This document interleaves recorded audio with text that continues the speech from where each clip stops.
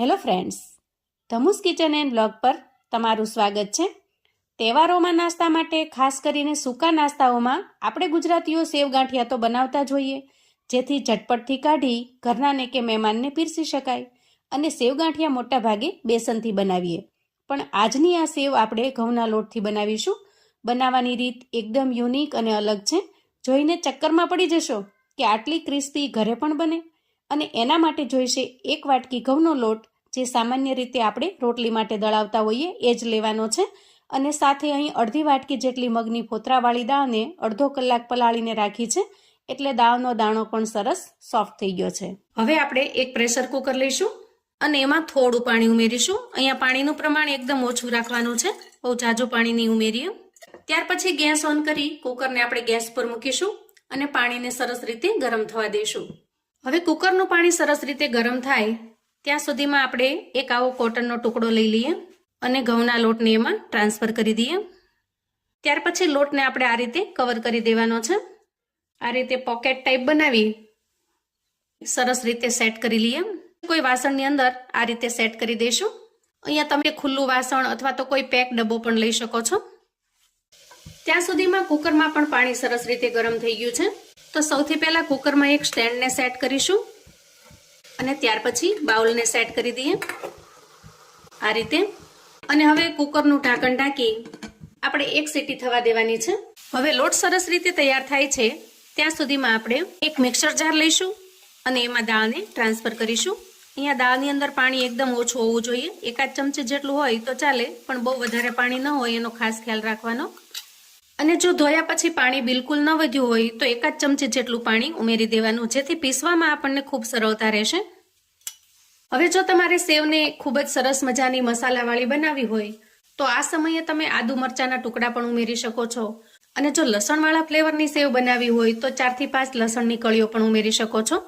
પણ આજે હું અત્યારે એકદમ સિમ્પલ સાદા ફ્લેવરની સેવ બનાવી રહી છું, એટલે અત્યારે વધારાના કશાદ મસાલા ઉમેરતી નથી। પણ તમે જો એકદમ સરસ ફ્લેવરફુલ જુદા જુદા ટેસ્ટવાળી બનાવવા માંગતા હો તો મેં કહ્યું એમ દાળની અંદર વધારાના મસાલા ઉમેરી દેવાના। હવે ઢાંકણ પેક કરી દાળને એકદમ સરસ ફાઇન પેસ્ટ બનાવી લઈએ।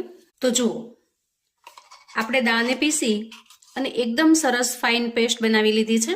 અને હા મિત્રો, અહીંયા તમે મગની દાળની જગ્યાએ ચોળાનો કે કોઈ પણ બીજા કઠોળનો પણ ઉપયોગ કરી શકો છો, એનાથી પણ એકદમ ટેસ્ટી એવી મસ્ત સેવ બનીને તૈયાર થશે। ખૂબ જ હેલ્ધી અને પૌષ્ટિક પણ બને છે। અને ત્યાં સુધીમાં કુકરની પણ એક સીટી થઈ ગઈ છે, તો આ રીતે કુકરની અંદર એક સીટી વગાડી લેવાથી લોટ એકદમ સરસ બફાઈ જાય છે। અત્યારે લોટનું સ્ટ્રક્ચર તમે ઘંટીથી દળાવીને લાવો ને જેવું ગરમા ગરમ હોય ને એવું જ બને છે। ત્યાર પછી હવે આપણે એક મોટું મિક્સિંગ બાઉલ લઈશું અને એમાં એક મોટી ગરણી સેટ કરીશું અને જે લોટને બાફીને તૈયાર કરેલો છે એ લોટને આપણે ગરણીમાં ટ્રાન્સફર કરી દઈએ અને આ રીતે ચમચીની મદદથી સરસ રીતે આપણે લોટને ચાળી અને તૈયાર કરી લઈએ। જુઓ, અહીંયા એકદમ સરસ સ્મૂથ એવો લોટ તૈયાર થઈ ગયો છે। હવે પીસીને તૈયાર કરેલી મગની દાળને પણ આપણે આ ગરણીમાં ટ્રાન્સફર કરીશું, જેથી મગની દાળના કોઈ દાણા આખા ભાંગા રહી ગયા હોય તો એને ચાળી અને સરસ રીતે લઈ શકાય। દાળને પણ આપણે સેમ પ્રોસેસથી સરસ રીતે ગાળી લઈશું, જેથી એના અંદરનો જે કાંઈ પલ્પ છે એ લોટની અંદર મિક્સ થઈ જશે। અહીંયા દાળને પણ આપણે ગરણીની અંદર ગાળી લીધી છે। હવે સેવ બનાવવા માટે આપણે જરૂરી મસાલા કરી લઈશું। સૌથી પહેલા ઉમેરીશું સ્વાદ પ્રમાણે મીઠું, 1 ચમચી જેટલા અજમા લીધા છે। અજમાને એકદમ સરસ રીતે 2 હથેળીથી ઘસી અને ક્રશ કરી લઈએ અને ત્યાર પછી ઉમેરી દઈએ। આ રીતે ઉમેરવાથી સેવની અંદર અજમાનો ટેસ્ટ એકદમ મસ્ત લાગે છે। 5 ચમચી જેટલી હળદર ઉમેરીશું, 1 ચમચી જીરા પાવડર ઉમેરીશું અને 1 ચમચી જેટલું લાલ મરચું પાવડર ઉમેરીશું। તમારે જેટલી સ્પાઇસી બનાવી હોય એ પ્રમાણમાં લાલ મરચું ઉમેરવાનું છે।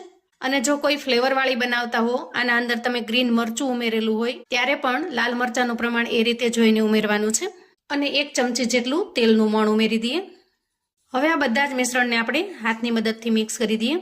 શરૂઆતમાં પાણીનું પ્રમાણ આપણે એકદમ ઓછું ઉમેરવાનું છે, તો એના માટે અહીંયા 10 ચમચી સમાય એવી નાની કટોરી ભરીને મેં લીધી છે, એમાંથી થોડું પાણી ઉમેરી દઈએ અને જરૂરિયાત મુજબનું પાણી ધીરે ધીરે ઉમેરતા જઈએ।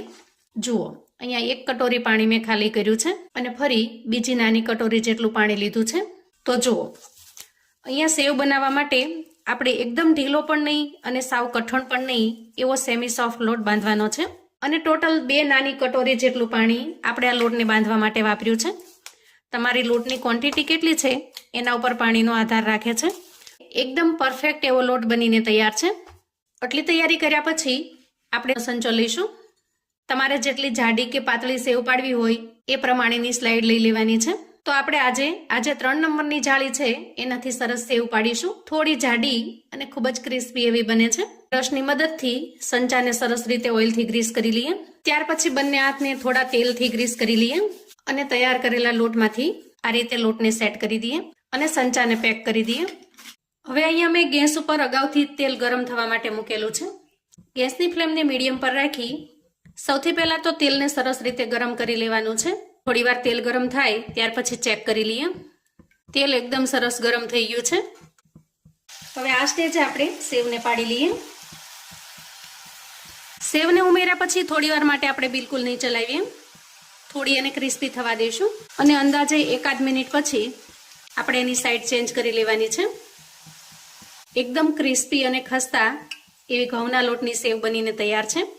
આ રીતે એકદમ સરસ ગોલ્ડન બ્રાઉન કલરની થઈ જાય ત્યારે આપણે એને એક પ્લેટમાં કાઢી લઈએ. બનાવવાની રીત એકદમ સિમ્પલ અને સરળ છે.